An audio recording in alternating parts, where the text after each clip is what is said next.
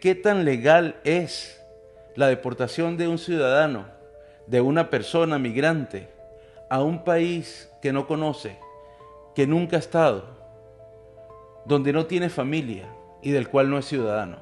Este es un tema que tiene muy preocupada a la comunidad hispana, sobre todo a sus familias. Las políticas migratorias que se están llevando a cabo actualmente, en pleno siglo XXI, en los Estados Unidos, permiten deportar a personas migrantes a países como Sudán del Sur, como Yemen, como Mauritania, solamente por el cumplimiento de promesas de campaña o porque es conveniente políticamente. Esto está pasando en los Estados Unidos y es una preocupación que nos tiene que tocar a todos en este momento.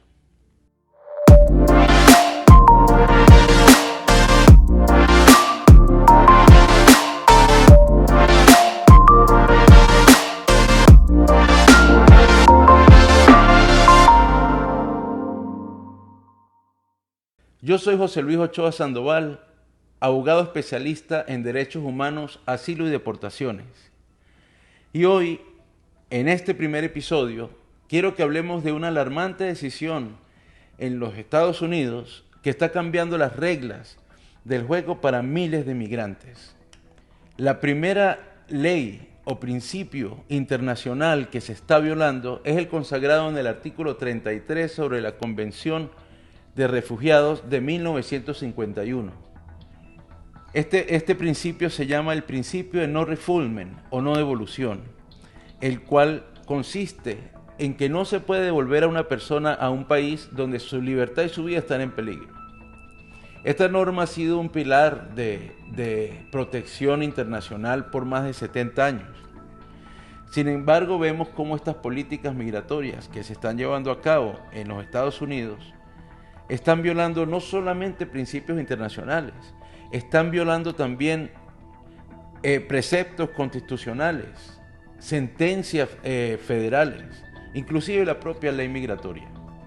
El Tribunal Supremo de Justicia acabó de emitir un fallo temporal o cautelar que permite la deportación de migrantes a países en los que estos nunca tuvieron ninguna conexión, nunca vivieron allí, no tienen familia allí, ni siquiera tienen la ciudadanía de esos países.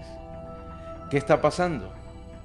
¿Qué implicaciones tiene todo esto y sobre todo qué dice el derecho internacional? Amigos, los principios del derecho internacional son muy claros. No se puede enviar a una persona a un país que no sea seguro, que no ofrezca garantías legales o con los cuales el migrante no tiene ningún tipo de conexión previa. Si nosotros hacemos un ejemplo, un venezolano que viene huyendo del régimen se presenta ante las autoridades fronterizas de los Estados Unidos y solicita la protección de asilo. Esta persona puede ser enviada a un centro de detención o simplemente puede ser puesta en libertad bajo condición. Tiempo después es citado a la corte, donde se le comunica que su caso fue denegado o simplemente desestimado. E inmediatamente le extienden una orden de deportación inmediata, pero no a Venezuela, sino a Yemen. Un país en el que nunca ha estado, no habla el idioma, no tiene familia y de paso ese país está en guerra civil. Este tipo de decisiones, este tipo de acciones que está tomando el gobierno constituye una violación múltiple a diferentes principios constitucionales e internacionales de protección. Por ejemplo, al que ya habíamos hablado, al no refoulement, pues están devolviendo a las personas a sus países de donde están huyendo, o están simplemente enviando a estos migrantes a países que no les garantizan ningún tipo de protección. Incluso los están poniendo en un riesgo grave de sufrir tortura o trato inhumano. Este tipo de políticas también ocurrieron en otros países. Por ejemplo, hay un par de sentencias en contra del Reino Unido en las cuales la comisión, el alto comisionado de las Naciones Unidas, emitió varias opiniones respecto de eso. ¿Qué dicen estas opiniones? Solo puede considerarse tercer país seguro si el migrante acepta voluntariamente ir al tercer país o existen garantías legales efectivas en ese país para ofrecer al migrante. Nosotros tenemos un caso que estamos viendo en este momento, que es la deportación, mejor dicho, la expulsión de 200 venezolanos desde Estados Unidos hasta El Salvador. ¿Y por qué lo llamo expulsión y no deportación? Estas 200 personas nunca tuvieron la oportunidad de ser presentadas ante un juez de migración para que les decretara una deportación. Sin embargo, fueron enviados a estas cárceles de terroristas en El Salvador a cumplir una pena indefinida por un delito que nadie sabe quién es. Una pena que no fue impuesta por ningún juez. ¿Qué tipo de mensaje está enviando esto al mundo? Que el sistema migratorio actualmente en los Estados Unidos es un juego geopolítico donde los derechos humanos son una moneda de cambio. Esto para mí no es aceptable. Ni para nadie debería ser aceptable.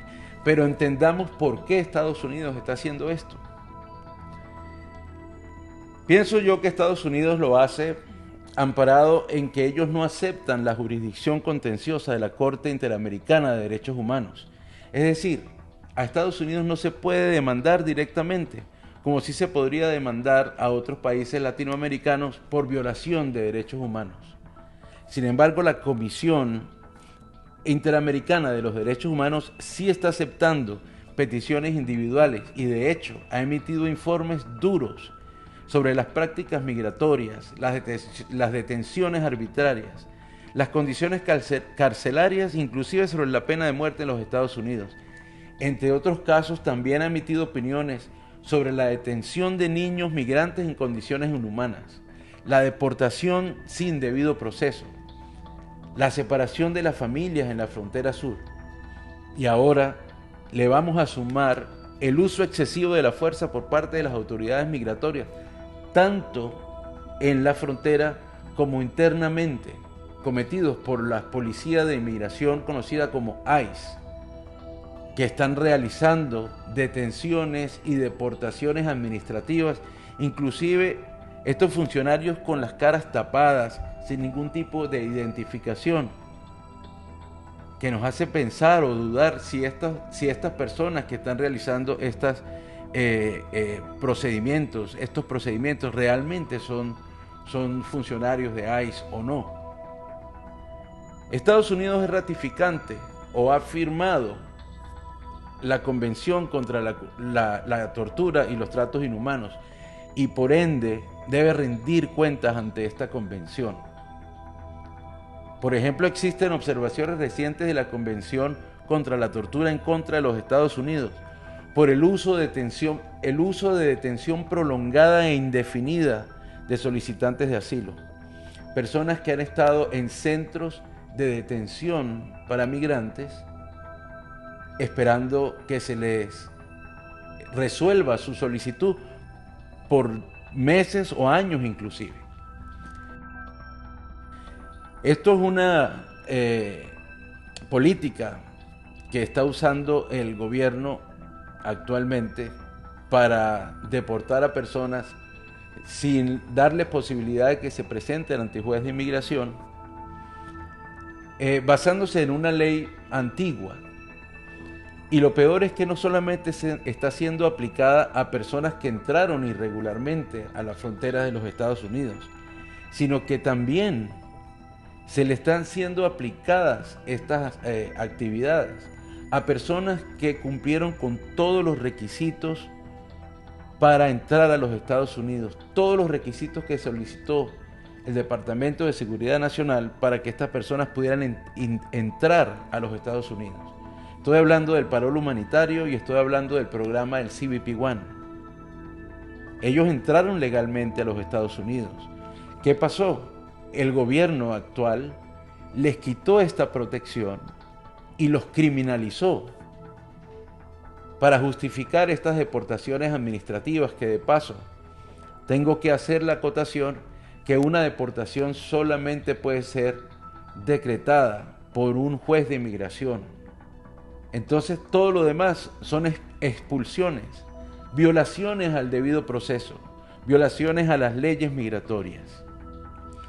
También esta Comisión contra la Tortura, esta convención hace una acotación respecto de la violación del principio de no refoulement, porque están enviando a migrantes, luego de hacerles este tipo de deportaciones expeditas, ya sea a países donde nunca han estado y que no les brindan ningún tipo de garantía legal, o los están devolviendo al país de donde vienen huyendo. El mejor caso que podemos encontrar es el de la construcción del último centro de detención para migrantes, que lo construyeron en medio de los pantanos en el Parque Nacional Everglades en la Florida. Lo bautizaron orgullosamente Alcatraz Alligator. Ya hay ciertas denuncias de violaciones de derechos en este este centro de detención específicamente, donde solamente les dan comida una vez en el día, donde las condiciones de ambiente térmicas están siendo terribles, no tienen aire acondicionado. Amigos, algunas personas seguramente piensan que estas políticas migratorias que se están llevando a cabo son las correctas, porque así nos los venden en propaganda. Estamos cumpliendo con la promesa que hicimos, pero en el fondo estamos viendo cómo se criminaliza una comunidad. Yo estoy de acuerdo con que sean deportadas personas que entraron a este país de manera regular o irregular, pero que en este país cometieron delitos, que no se adaptaron a las leyes y al sistema. Esas personas evidentemente deben ser perseguidas, detenidas, deben ser juzgadas ante un juez natural de inmigración y, por supuesto, si encuentran evidencia suficiente para sentenciarlo y deportarlo, que así sea.